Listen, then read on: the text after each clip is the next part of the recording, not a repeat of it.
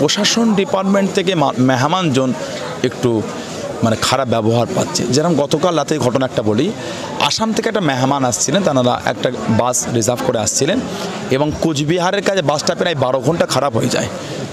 তারপরও আমরা সম্প্রীতি মানুষ, আমরা প্রত্যেকটা মুসলমান ভাইদের ঘরে বলবো, যেহেতু প্রধানমন্ত্রী তারা তাদের রাজনীতি চিন্তা ভাবনা করে তারা তাদের করতে পারেন। যারা বারাসাতে কালকে আসবেন বেলা 10টার সময় শুনলাম মোদি প্রধানমন্ত্রীর সভা আছে, বিশেষ হয়তো ফুরফুরা শরীফে যাচ্ছি আমরা এত দূর থেকে, তারপরও তাদের সাথে নোংরা ব্যবহারটা আমি ধিক্কার জানাচ্ছি, নিন্দনীয় কর্ম।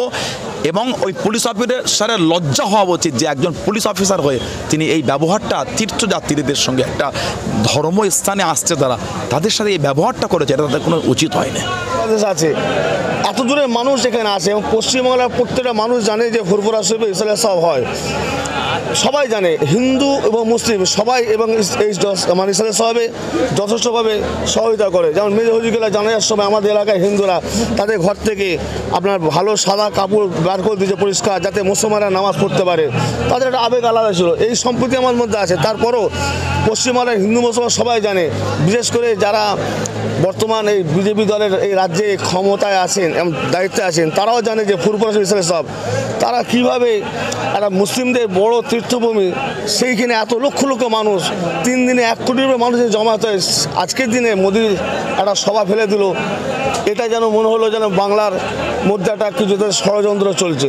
প্রথম সকলকে এশিয়া মহাদেশের আহলে সুন্নাহ ওয়াল জামাতের একটা অন্যতম প্ল্যাটফর্ম ফুরফুরা দরবার শরীফের ঐতিহাসিক ফাল্গুন মাসের 21, 22, 23 ফাল্গুন ইসলাম সবের অনেক অনেক ভালোবাসা মোবারকবাদ জানাই। দেখেন এখন তো সন্ধ্যা এখনো হয়নি, তারপরও সকালের দিকে যে ভিড় আমরা প্রথম দিন, কারণ আমরা গতকাল থেকেই আলহামদুলিল্লাহ অনেকটাই লোকের গ্যাদারিং আমরা দেখতে পেয়েছি এবং বিগত দিনও আলহামদুলিল্লাহ এবার ভিড় ছিল। আমি বলবো না যে এইবারে প্রচুর বেশি ভিড় হয়েছে, সেরকম কিছু বলবো না, তবে আলহামদুলিল্লাহ যেভাবে ভিড় হয় সেই তুলনায় লোকজন এসেছে, কম কিছু নয়। যে এত ভিড় হয় প্রতি বছর বাড়তেই রয়েছে, আপনাদের সরকারি পরিষেবা বলেন কেমন কি পাচ্ছেন? দেখেন সরকারি পরিষেবা কি না দেয় সেটা জনগণ যারা এসেছেন, দেখছেন, ঘুরছেন তারা ভালো বলতে পারবে। আমি তত ঘুরে দেখি না, অত বলতে পারবো না। তবে আমরা আওলাদ যারা আছি আমরা যেভাবে চেষ্টা করি মানুষজনের কষ্ট না হয় সর্বদিক দিয়ে, মেহমানদারি থেকে শুরু করে এবং উজুর ব্যবস্থা, বাথরুমের ব্যবস্থা এবং খাদেম রেখে রাস্তাঘাট পরিষ্কার রাখা, জায়গা পরিষ্কার করা। এবং আমি এটাও বলবো না যে সরকারের অনুদান থাকে না, আমি এটা বলবো না, তাহলে মিথ্যা হয়ে যাবে, জনগণ দেখছে আমাকে মিথ্যক বলবে, এটা আমার জন্য কাম্য হবে না। সরকারের জনগণ আছে, অবশ্যই আছে, নাই বলবো না। তবে বিভিন্ন জায়গায় আমরা বিভিন্ন ধর্মস্থানে যেভাবে আমরা দেখি সেই তুলনায় একজন সরকারি কর্মীও বলবে কম, আমি নয়, আমি তো একজন দরবারের পীরজাদা, একজন সরকারি দায়িত্বপ্রাপ্ত ব্যক্তি তিনিও বলবেন কম, শুধু আমি না।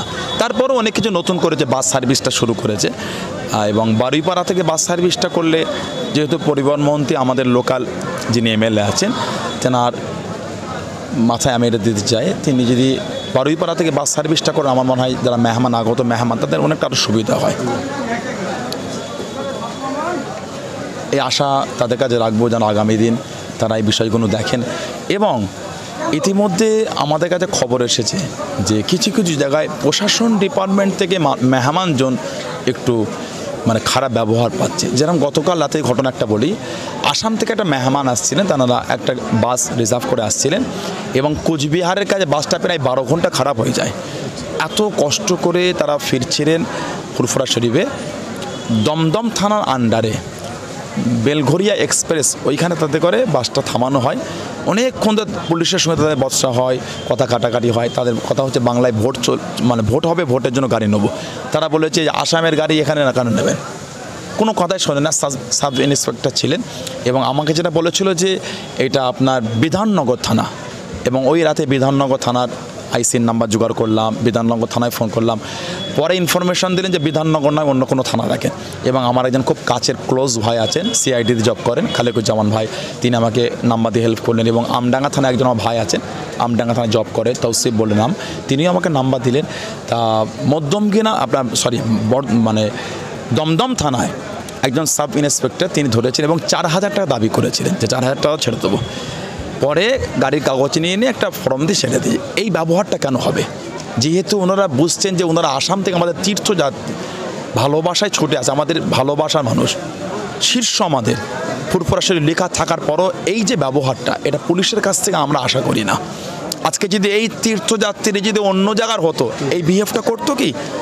ওনাদের তো উচিত ছিল এদের সঙ্গে কোঅপারেট করে ভদ্রতা বজায় রেখে রাস্তা দেখিয়ে দেওয়া, প্রয়োজন হলে পুলিশ গাড়ি 5 কিলোমিটার আগে এসে রাস্তা দেখিয়ে দেওয়া, তা না করে ঘন্টার পর ঘন্টা তাদের করে দান করে হ্যারাসমেন্ট করা।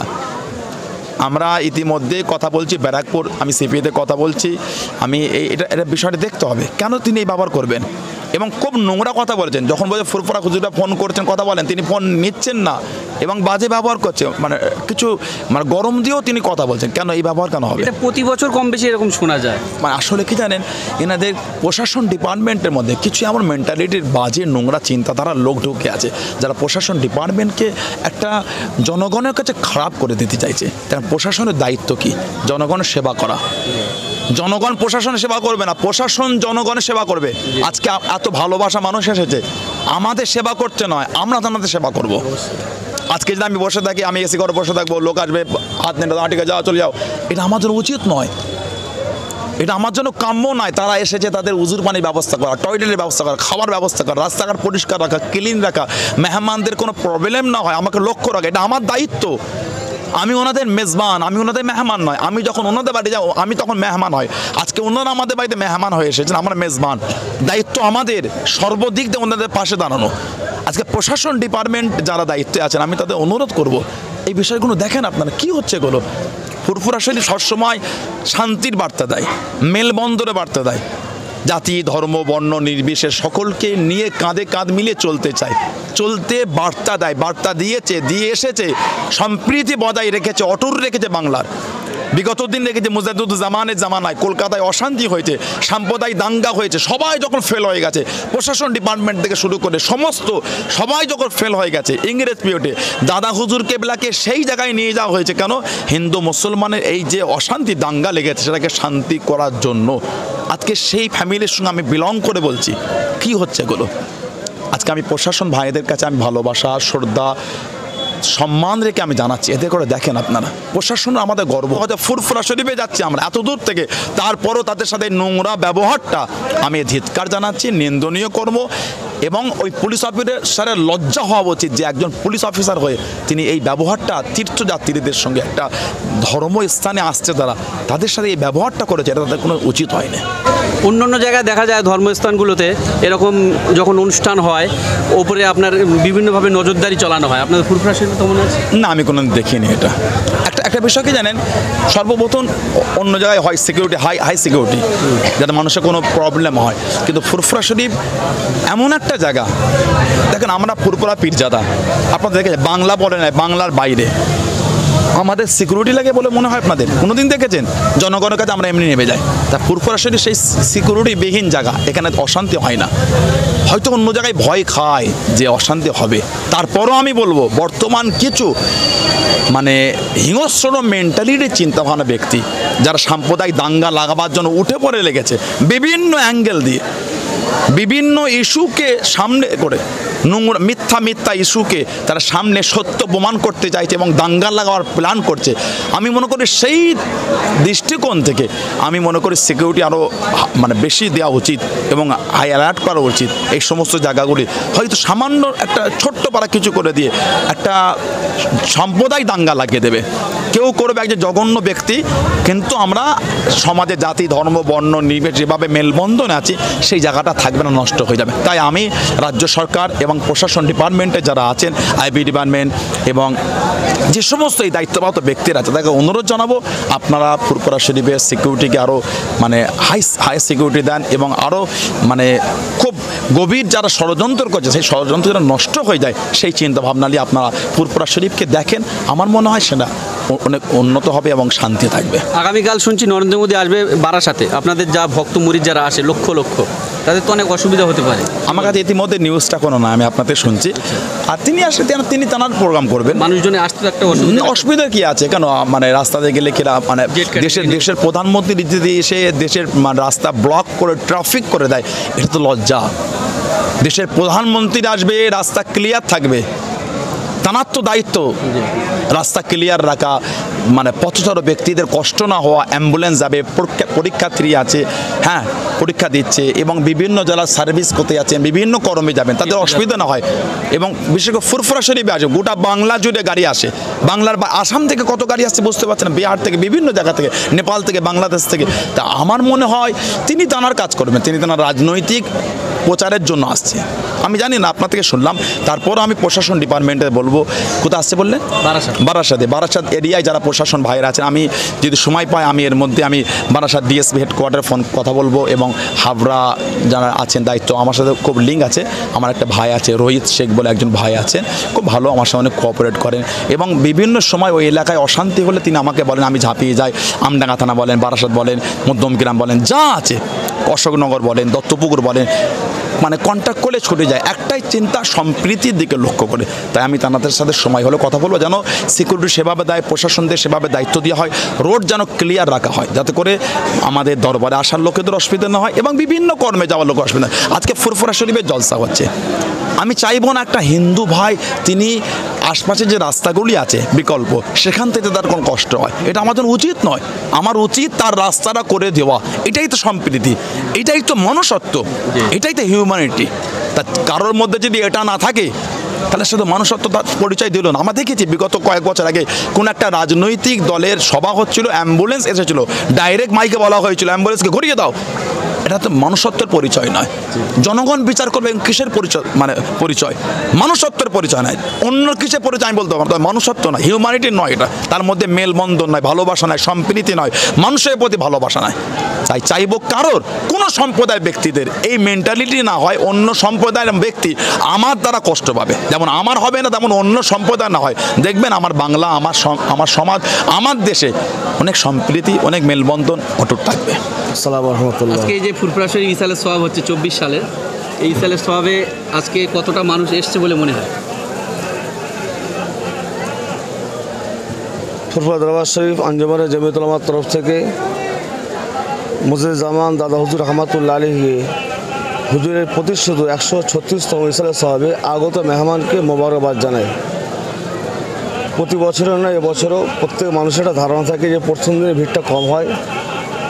আমি আমার জ্ঞানে কোনোদিন দেখলাম না যে এই বছরে ভিড় কম হয়েছে। প্রত্যেক বছরই আলহামদুলিল্লাহ দাদাপীর ইসালের সওয়াব, আর খাস করে দাদাপীরের একটা রোহানি দোয়া আছে, তার ওসিলায় প্রত্যেক বছর দাদা হুজুর ইসালের সওয়াবে মেহমানদের আগমন অনেকটা বেশি ঘটে। পরের দিন কম ঘটেনি, প্রত্যেক দিন বেড়েই যায়। সেই অনুযায়ী আপনারা সরকারি পরিষেবা অন্য অন্য বছরের তুলনায় কেমন পেয়েছেন? সরকারি সেবা ইসালের সওয়াব উপলক্ষে যেটা যেমন দেয়, পানি, ট্যাপকল, বাথরুম ইত্যাদি যেগুলো দেয়, এগুলো দেয়। বাকি অন্যান্য বিষয় পঞ্চায়েতে, ফুরফুরা পঞ্চায়েতের ব্যাপার, সেটা আলাদা ব্যাপার। ইসালের সওয়াব উপলক্ষে যেটা দেয়, লাইট ফাইট যেমন দেয় ঠিক তেমনই এবারও সেম দিয়েছে।